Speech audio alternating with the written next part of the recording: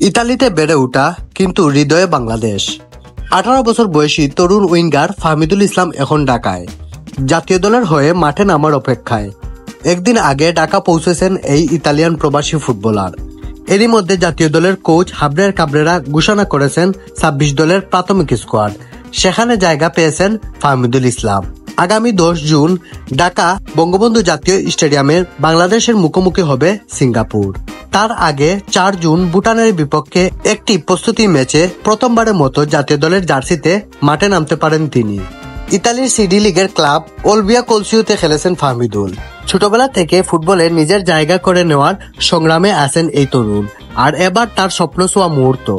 Bangladesh football ফেডারেশনের প্রকাশিত video বার্তায় ফাহমিদুল ইসলাম বলেন, এখানে এসে খুব ভালো লাগছে। লাল সবুজের জার্সি পরে দেশের জন্য কিছু করতে অধীর আগ্রহে অপেক্ষা করছেন। কোচ কাবরেরাও তার উপর পূর্ণ আস্থা রেখেছেন। সংবাদ সম্মেলনে জানান, গত মার্চ থেকে ফাহমিদুলকে নিয়ে আমরা কাজ করছি। তার ক্লাবের সঙ্গে নিয়মিত যোগাযোগ রাখছি। আমি বিশ্বাস করি সে জাতীয় দলের হয়ে চাহিদা পূরণ করতে পারবে। উল্লেখ্য, মার্চে ভারতের ম্যাচের জন্য সৌদি আরবের ক্যাম্পে অংশ নিলেও শেষ মুহূর্তে বাদ পড়েছেন ফাহমিদুল। সেই সিদ্ধান্তর ক্ষোভ প্রকাশ করেছে বাংলাদেশের সমর্থকরা। এমনকি বাফুফের সভাপতির সাথে দেখাও করেছে কিছু সমর্থক ভক্ত। তবে এবার আশার আলো, যদি সবকিছু ঠিকঠাক চলে তাহলে 4 জুন ফাহমিদুল ইসলামকে দেখা যেতে পারে লাল সবুজের জার্সিতে প্রথমবার মাঠে দৌড়তে।